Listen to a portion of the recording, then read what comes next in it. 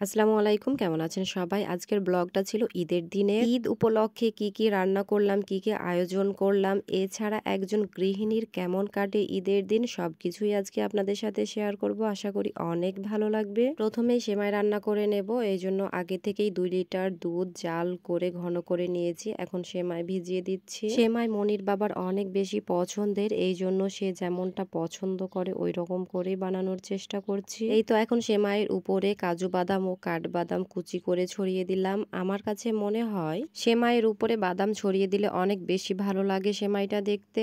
এরপর নারিকেলের বরফি বানিয়ে নেব, এজন্য সবকিছু রেডি করে নিয়েছি। মনির বাবার নারিকেলের বরফি অনেক বেশি পছন্দের, এই জন্য ওর পছন্দের আরেকটি খাবার বানিয়ে নিলাম। নারিকেলের বরফি আমারও অনেক বেশি পছন্দের। এখন নারিকেলের মধ্যে চিনি দিয়ে খুব ভালোভাবে নাড়াচাড়া করে দিলাম। নারিকেলের বরফি বানাতে বেশ অনেক সময় লাগে। এখন আমি একটা প্লেটের মধ্যে অল্প পরিমাণ তেল দিয়ে হাত দিয়ে খুব ভালোভাবে পুরো প্লেটটাতে মাখিয়ে দেব তেল। আর এই তো মজাদার নারিকেলের বরফি হয়ে গিয়েছে। এখন সেই প্লেটের মধ্যে নারিকেলগুলো আমি ঢেলে দিয়ে গরম অবস্থাতেই হাত দিয়ে এইভাবে চেপে চেপে দিচ্ছি। গরম অবস্থাতেই হাত দিয়ে চাপা হয়ে গেলে এখন ছুরির সাহায্যে কেটে নেব। এইটা এই গরম গরম অবস্থাতেই কাটতে হবে, কারণ ঠান্ডা হলে শক্ত হয়ে যাবে আর কাটা যাবে না। এই জন্য এইটা গরম গরম অবস্থাতেই করতে হবে। আর এই তো মজাদার নারিকেলের বরফিও বানা হয়ে গিয়েছে। এখন গরুর মাংস রান্না করে নেব, এই জন্য খুব ভালোভাবে গরুর মাংসগুলো ধুয়ে নিয়েছি। এখন একটা কড়াইয়ের মধ্যে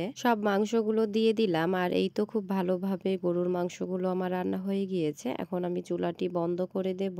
এরপর সকাল সকাল মনির বাবা সেমাই খেয়ে নামাজে চলে গিয়েছিল। তারপরে আমার মেয়েকে সাজুগুজু করিয়ে দিলাম। এরপরে বেশ কিছুক্ষণ ঘোরাফেরার করে আবার বাসার সামনে এসে তার ফ্রেন্ডদের সাথে অনেক মজা করছিল আর একটু নাচও করছিল সবাই মিলে। আলহামদুলিল্লাহ, আমার মেয়ে এইবার ৩০টাই রোজা রেখেছিল।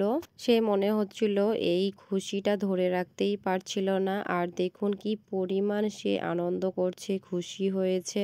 আসলে বলতে গেলে আমার মেয়েকে দেখে আমি অবাক হয়ে যাই, কারণ এই বয়সে এসেও কিন্তু আমি খুব একটা রোজা রাখতাম না বা পারতাম না বললেও চলে। আর আমার মেয়ে প্রতি বছরই রোজা রাখে, আর এইবার সবচেয়ে বেশি রোজা রেখেছে, মানে ৩০টাই রেখেছিল। আর এই তো এখন পাঁপড় ভেজে নিচ্ছি। ঈদের দিন পাঁপড় না ভাজলে কেন জানি আমার কাছে ফাঁকা ফাঁকা মনে হয়। আর এই তো অনেকগুলো পাঁপড় ভেজে নিলাম একসাথে। এরপর ডিম সেদ্ধ বসিয়ে দিলাম চটপটির জন্য। আর এই তো মেহমান চলে এসেছে।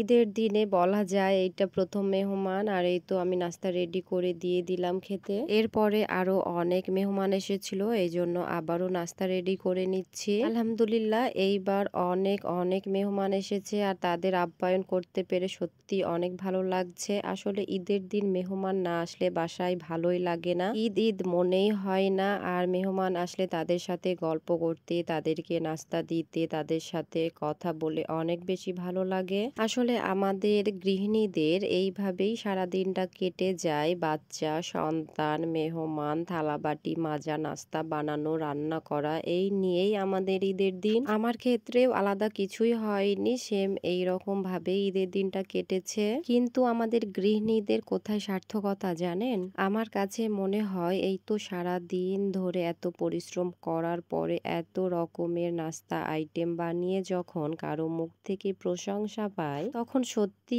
অনেক বেশি ভালো লাগে। এত পরিশ্রম আর কিছুই মনে থাকে না, অনেকটাই ভালো লাগে। আজকে মনির বাবা ও তার ফ্রেন্ডদের আমার বানানো চটপটি ও দুধের যে ডেজার্টটা বানিয়েছিলাম, এছাড়া সেমাইও নাকি অনেক বেশি ভালো লেগেছে। ঈদের আগের দিনই ভেবে রেখেছিলাম ঈদের দিন রাতে কাচ্চি বিরিয়ানি রান্না করব। এই জন্য আমার মেয়ে ও আমার ননদের ছেলে, মানে আমার ভাগ্নে, অনেক বেশি খুশি ছিল, তাদের অনেক বেশি পছন্দের এই জন্য। কিন্তু আসলে সারাদিন এতটাই ব্যস্ত ছিলাম, এতটাই কাজ পরিশ্রম হয়েছে, অনেক ক্লান্ত হয়ে গিয়েছিলাম। এই জন্য আমার মেয়ে ও ভাগ্নেকে বললাম আজকে মাংস ভাতই খেয়ে নাও, কালকে বানিয়ে দেব।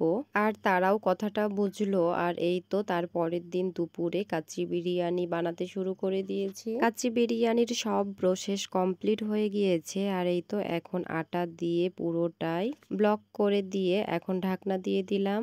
এখন হাত দিয়ে আর একটু চেপে চেপে দিচ্ছি যেন কোনো বাতাস বের না হতে পারে এই জন্য। এছাড়া ঢাকনার যে সাইডে ছিদ্র থাকে সেই ছিদ্রও আটা দিয়ে শিল করে দিলাম। প্রায় 1 ঘন্টা 20 থেকে 40 মিনিট পরে এই তো আলহামদুলিল্লাহ কাচ্চি বিরিয়ানি হয়ে গিয়েছে। আজকে আমি গরুর মাংস দিয়ে কাচ্চি বিরিয়ানি রান্না করেছিলাম। আর এই তো এখন পুরো বাসাটা কাচ্চি বিরিয়ানির গন্ধে মোমো করছে। আলহামদুলিল্লাহ কাচ্চি বিরিয়ানিটা অনেক মজা হয়েছিল। বাচ্চারা ও বাসার সবাই অনেক বেশি পছন্দ করেছিল, অনেক বেশি প্রশংসা করেছিল। আজকের মতো এইখানেই শেষ করলাম। পুরো ভিডিওটি ভালো লাগলে অবশ্যই একটা লাইক, কমেন্ট ও শেয়ার করে দেবেন। ধন্যবাদ সবাইকে। আল্লাহ হাফেজ।